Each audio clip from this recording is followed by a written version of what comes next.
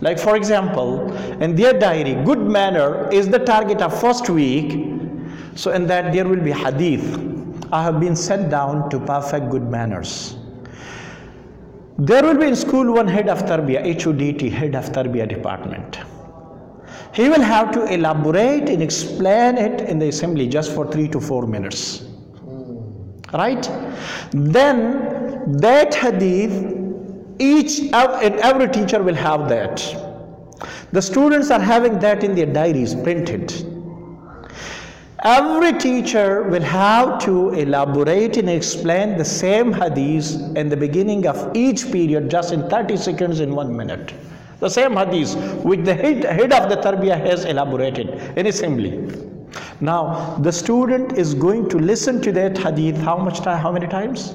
How many periods are there in a day? 7 to 8. For example, there are 7 periods, one assembly. So 8 times student is going to listen to that one hadith or a saying of Allah subhanahu wa ta'ala 8 times a day, which is supporting the theme akhlaq hasana, which is supporting living etiquettes. Like for example, in second month we are having salah.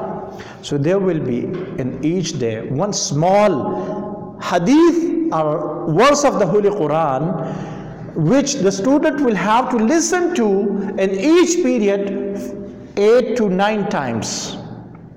And then it will be written in their diary. And then it will go to their parents as well. And head of Tarbiyah is going to, will have a follow-up and feedback of it. Like for example, the head of Tarbiyah will have a short meeting in assembly time with all teachers that this is your main duty. This is what we have to do. This is like for example the part of our lesson.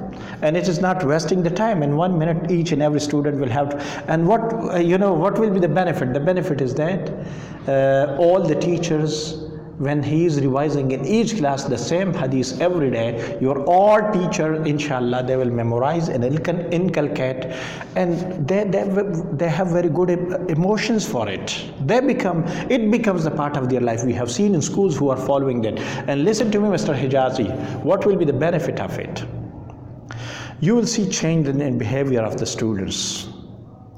And even in Thailand, where Muslims are in minority, I mean 2 to 3%. In Muslim schools, they adopted this system, and their schools are in top 10 schools in the country. And anchor person and media people are coming and visiting. What's the reason behind? Even non-Muslims started sending their children there, because when you bring up a child, when you nurture a child, he becomes focused.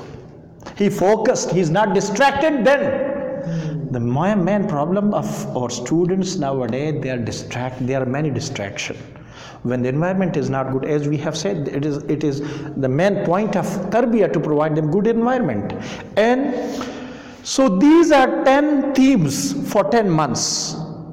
And the head of Tarbiyah, and from Tarbiyah department there will be evaluation of that as well. There are pro formas for it. And apart from that, once I said that you will have to, that all the staff member will have to talk about it. Secondly, in morning assembly, the teacher must be motivated for that. Thirdly, it will go to parents as well. And fourthly, once in a month there should be Tarbiyah period of the whole school.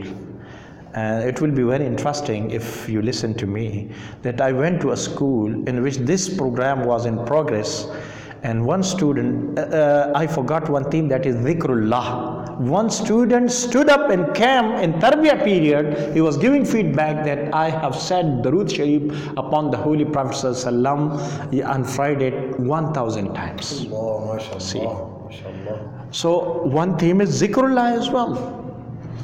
And this is something natural. When a student, he has close relationship to Allah subhanahu wa ta'ala, he has akhlaq hasana, naturally he becomes more sharp. He becomes quite intellectually strong. This is something natural.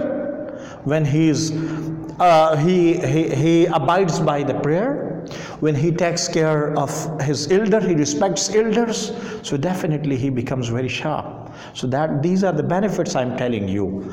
So